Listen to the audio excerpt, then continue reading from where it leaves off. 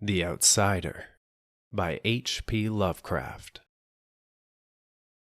That night the Baron dreamt of many a woe, and all his warrior guests, with shade and form, of witch and demon and large coffin worm, were long benightmared.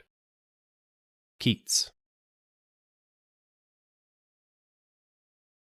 Unhappy is he to whom the memories of childhood bring only fear and sadness.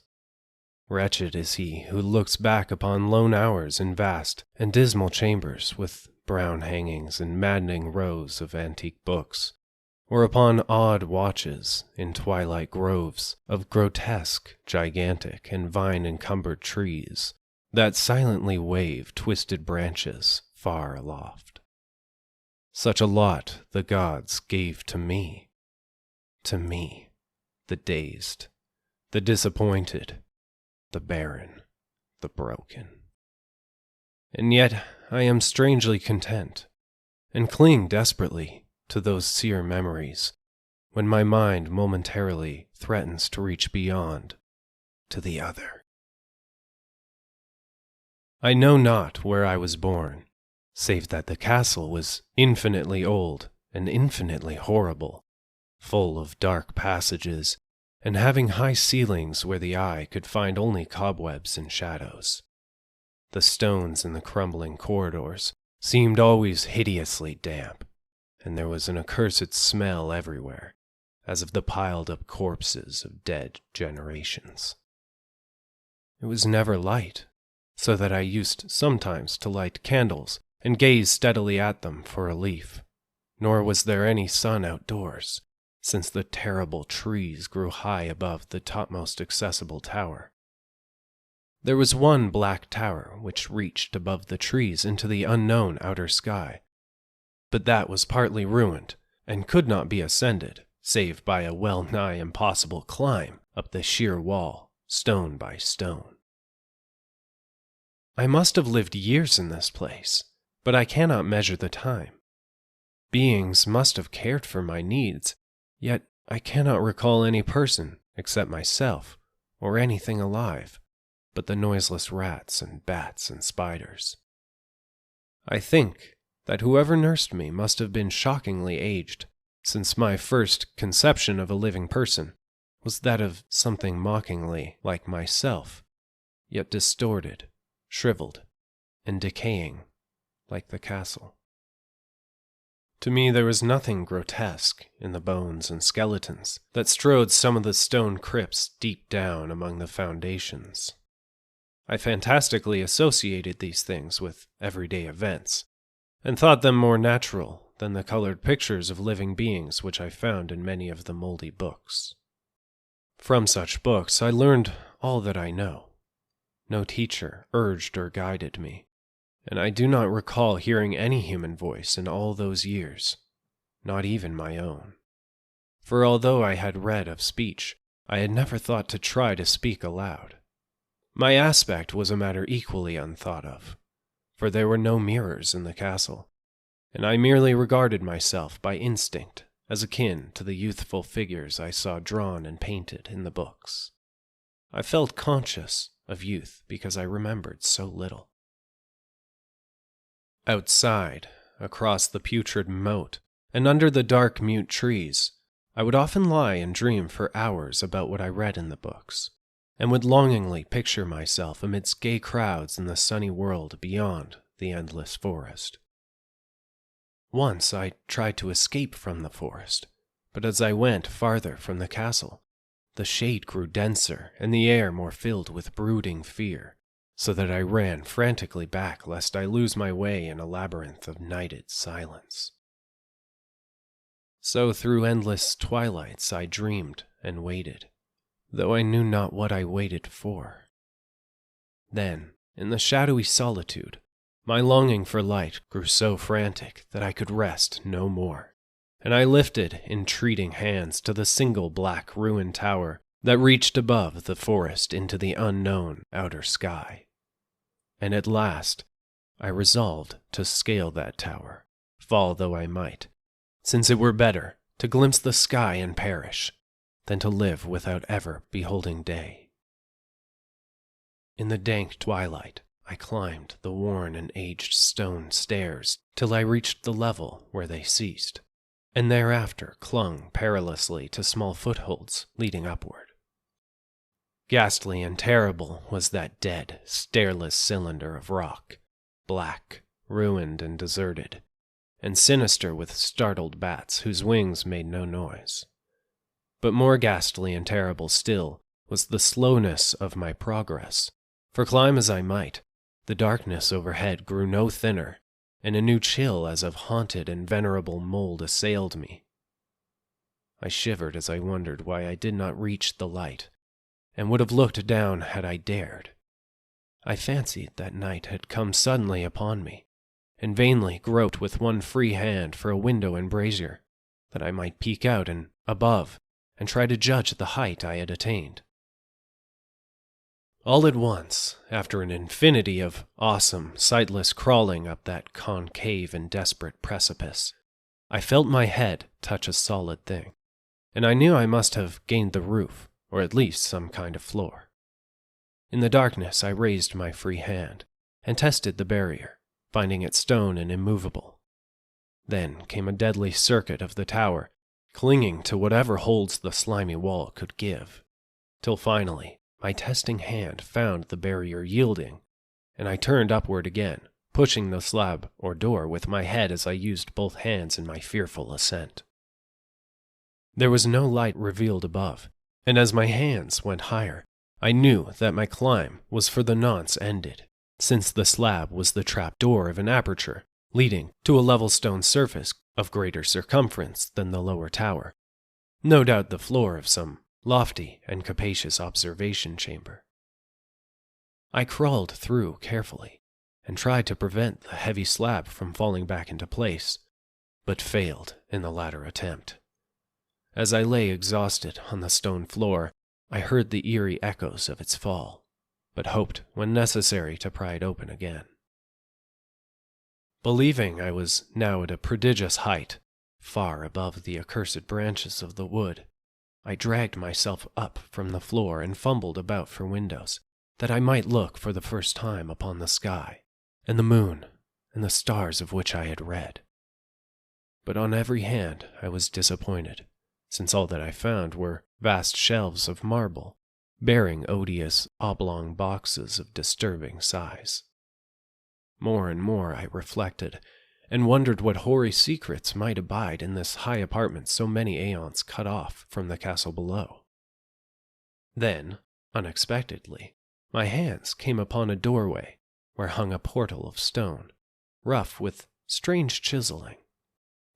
Trying it, I found it locked, but with a supreme burst of strength I overcame all obstacles and dragged it open inward. As I did so, there came to me the purest ecstasy I have ever known, for shining tranquilly through an ornate grating of iron, and down a short stone passageway of steps that ascended from the newly found doorway, was the radiant full moon, which I had never before seen save in dreams and in vague visions I dare not call memories.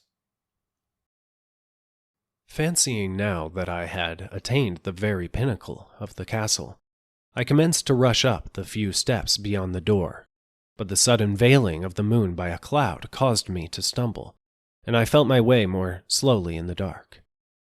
It was still very dark when I reached the grating, which I tried carefully and found unlocked, but which I did not open for fear of falling from the amazing height to which I had climbed. Then the moon came out. Most demoniacal of all shocks is that of the abysmally unexpected and grotesquely unbelievable. Nothing I had before undergone could compare in terror with what I now saw, with the bizarre marvels that sight implied. The sight itself was as simple as it was stupefying, for it was merely this. Instead of a dizzying prospect of treetops seen from a lofty eminence, there stretched around me, on a level through the grating, nothing less than the solid ground, decked and diversified by marble slabs and columns, and overshadowed by an ancient stone church whose ruined spire gleamed spectrally in the moonlight. Half unconscious, I opened the grating and staggered out upon the white gravel path that stretched away in two directions. My mind, stunned and chaotic as it was, still held the frantic craving for light, and not even the fantastic wonder which had happened could stay my course. I neither knew nor cared whether my experience was insanity, dreaming, or magic, but was determined to gaze on brilliance and gaiety at any cost. I knew not who I was, or what I was, or what my surroundings might be, though as I continued to stumble along, I became conscious of a kind of fearsome, latent memory that made my progress not wholly fortuitous. I passed under an arch out of that region of slabs and columns, and wandered through the open country, sometimes following the visible road, but sometimes leaving it curiously to tread across meadows where only occasional ruins bespoke the ancient presence of a forgotten road. Once I swam across a swift river where crumbling, mossy masonry told of a bridge long vanished. Over 2 hours must have passed before I reached what seemed to be my goal, a venerable ivied castle in a thickly wooded park, maddeningly familiar, yet full of perplexing strangeness to me. I saw that the moat was filled in, and that some of the well-known towers were demolished, whilst new wings existed to confuse the beholder. But what I observed with chief interest and delight were the open windows, gorgeously ablaze with light and sending forth sound of the gayest revelry. Advancing to one of these, I looked in and saw an oddly dressed company, indeed, making merry and speaking brightly to one another. I had never seemingly heard human speech before, and could guess only vaguely what was said. Some of the faces seemed to hold expressions that brought up incredibly remote recollections. Others were utterly alien. I now stepped through the low window into the brilliantly lighted room, stepping as I did so from my single bright moment of hope to my blackest convulsion of despair and realization. The nightmare was quick to come, for as I entered, there occurred immediately one of the most terrifying demonstrations I had ever conceived. Scarcely had I crossed the sill when there descended upon the whole company a sudden and unheralded fear of hideous intensity, distorting every face and evoking the most horrible screams from nearly every throat. Flight was universal, and in the clamor and panic, several fell in a swoon and were dragged away by their madly fleeing companions. Many covered their eyes with their hands and plunged blindly and awkwardly in their race to escape, overturning furniture and stumbling against the walls before they managed to reach one of the many doors. The cries were shocking, and as I stood in the brilliant apartment, alone and dazed, listening to their vanishing echoes, I trembled at the thought of what might be lurking near me, unseen. At a casual inspection, the room seemed deserted, but when I moved towards one of the alcoves, I thought I detected a presence there, a hint of motion beyond the golden-arched doorway, leading to another and somewhat similar room. As I approached the arch, I began to perceive the presence more clearly, and then, with the first and last sound I ever uttered, a ghastly ululation that revolted me almost as poignantly as its noxious cause, I beheld in full, frightful vividness the inconceivable, indescribable, and unmentionable monstrosity which had by its simple appearance changed a merry company to a herd of delirious fugitives. I cannot even hint what it was like, for it was a compound of all that is unclean, uncanny, unwelcome, abnormal, and detestable. It was the ghoulish shade of decay, antiquity, and desolation, the putrid, dripping eidolon of unwholesome revelation, the awful bearing of that which the merciful earth should always hide. God knows it was not of this world, or no longer of this world. Yet to my horror, I saw in its eaten away and bone-revealing outlines a leering, abhorrent travesty of the human shape, and in its moldy, disintegrating apparel, an unspeakable quality that chilled me even more. I was almost paralyzed, but not too much so to make a feeble effort toward flight, a backward stumble which failed to break the spell in which the nameless, voiceless monster held me. My eyes, bewitched by the glassy orbs which stared loathsomely into them, refused to close, though they were mercifully blurred, and showed the terrible object but indistinctly after the first shock. I tried to raise my hand to shut out the sight, yet so stunned were my nerves that my arm could not fully obey my will. The attempt, however, was enough to disturb my balance, so that I had to stagger forward several steps to avoid falling. As I did so, I became suddenly and agonizingly aware of the nearness of the carrion thing, whose hideous hollow breathing I half fancied I could hear. Nearly mad, I found myself yet able to throw out a hand to ward off the fetid apparition which pressed so close, when in one cataclysmic second of cosmic nightmarishness and hellish accident, my fingers touched the rotting, outstretched paw of the monster beneath the golden arch. I did not shriek, but all the fiendish ghouls that ride the night wind shrieked for me, as in that same second there crashed down upon my mind a single and fleeting avalanche of soul-annihilating memory. I knew in that second all that had been. I remembered beyond the frightful castle and the trees, and recognized the altered edifice in which I now stood.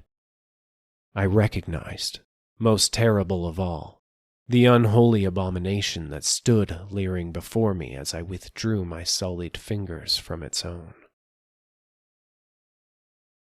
But in the cosmos there is balm as well as bitterness, and that balm is Nepenthe.